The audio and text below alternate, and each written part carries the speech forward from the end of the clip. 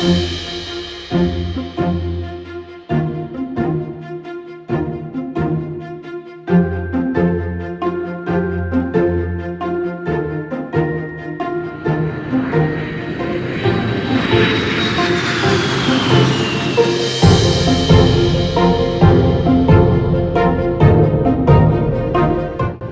friends, and welcome to Let's Talk Holy Eucharist. I'm your host, Ed Santos, coming to you from the historic and vibrant city of London, England, a city of kings and cathedrals, saints and sinners. And today, a place where we explore a crucial moment in church history, the break between the Roman Catholic Church and the Church of England. But we are not just here to talk history, we're here to see it, walk it, and understand it through the eyes of the Catholic faithful. We'll visit ancient abbeys, places of martyrdom, and a thriving Catholic cathedral. This is more than a story of division. It's a story of faith, sacrifice, and the Eucharist. So what do you say? Grab your favorite cup of coffee or tea, and let's talk Holy Eucharists.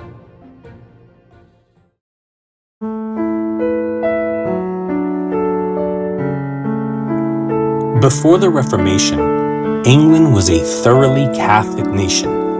The Mass was celebrated in every village, monasteries dotted the land, and pilgrimages to holy shrines such as Walsingham were common. The people prayed the Rosary, went to confession, and revered the Pope as the Vicar of Christ on earth. Catholicism was not imported, it was embedded in the English soul. Even the phrase, Our Lady's Dowry, described England's special devotion to the Blessed Virgin Mary. This was the world King Henry VIII inherited and ultimately rejected.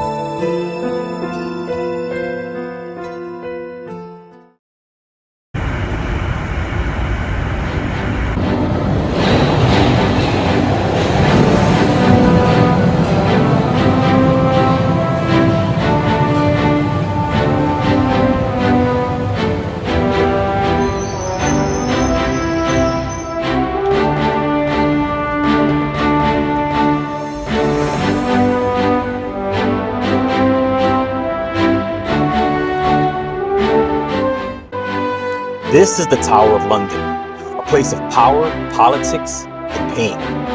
Here, many Catholics gave their lives because they would not betray the Pope or deny the Eucharist. When Pope Clement VII refused Henry's request for an annulment, the king broke from Rome, declared himself the head of the Church of England, and demanded all citizens do the same.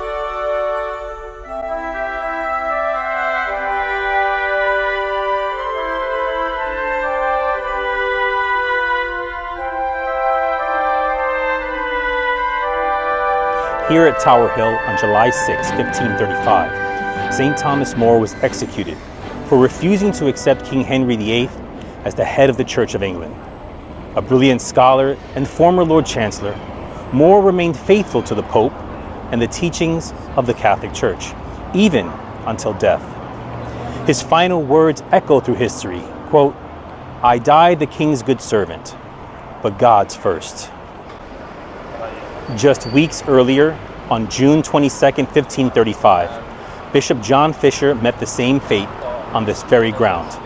The only bishop in England who stood firmly against the king's divorce and break from Rome. Fisher was made a cardinal while imprisoned in the Tower. Both men gave their lives rather than betray their conscience. And today this site stands as a solemn reminder of the cost of fidelity to truth. At Tyburn, over 100 Catholics were martyred. Many were priests, caught offering the Mass in secret. Others were lay people who simply attended it. They believed Christ was truly present in the Eucharist. That belief cost them everything, and yet they went to their deaths singing.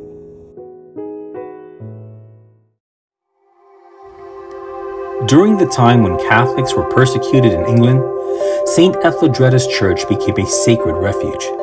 it was one of the very few places where the Catholic Mass could still be celebrated, quietly, secretly, and with great risk.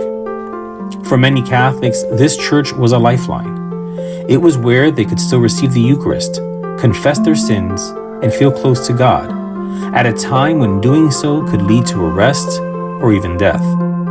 St. Etheldreda's wasn't just a building, it was a symbol of faith that would not be broken. While priests were hunted and the church driven underground, St. Etheldreda's stood strong. It gave courage to Catholics who refused to give up what they believed, even when the church around them had changed.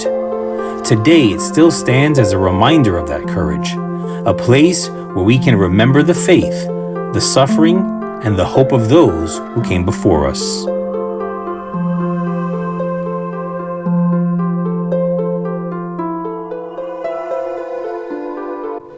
When the Catholic Mass was outlawed, English Catholics didn't give up.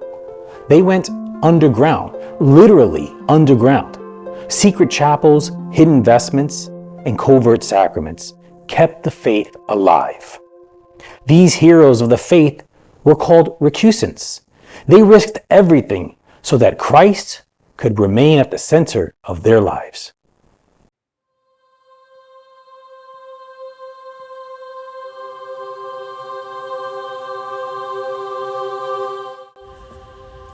Tyburn holds a sacred place in the history of the Catholic Church in England. Just west of what is now Marble Arch in London, Tyburn was the site of where more than 350 Catholic men and women were executed between the 16th and 17th centuries, simply for holding true to their faith. These were not criminals. They were priests, religious, and lay people who refused to deny the Church, the sacraments, and the authority of the Pope. Among the most well-known martyrs are St. Edmund Campion, St. Margaret Clitheroe, and St. Oliver Plunkett. Many of them were hanged, drawn, and quartered in public view. Yet they died with courage and often with prayers on their lips. Today, the Tyburn Convent stands nearby as a place of remembrance and prayer. It is home to a community of cloistered Benedictine adorers of the Sacred Heart of Jesus, who live lives of quiet devotion and perpetual Eucharistic adoration, honoring the memory of the martyrs by their constant prayer and presence. The blood of the martyrs spilled at Tyburn became the seed of a renewed faith in England, reminding us that truth, even when persecuted, cannot be silenced.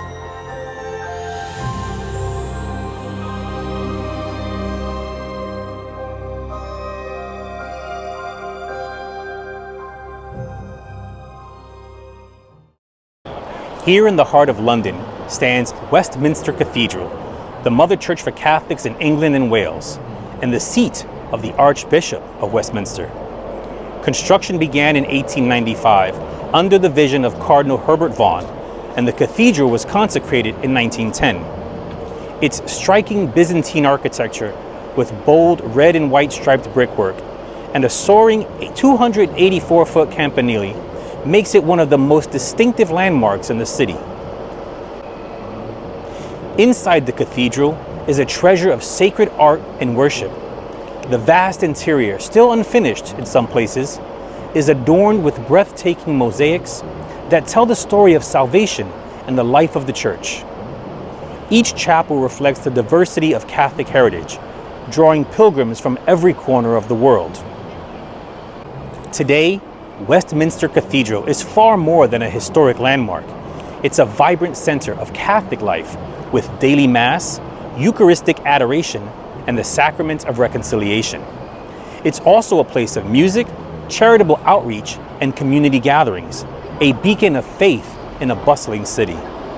Whether you come for prayer, for music, or simply to marvel at its beauty, Westminster Cathedral invites all to encounter the living Christ in the very heart of London.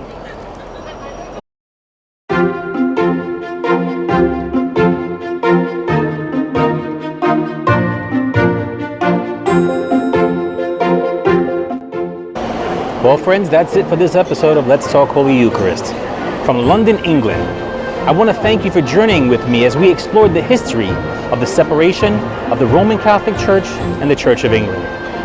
Until next time, always remember, Jesus loves you, and so do I. God bless.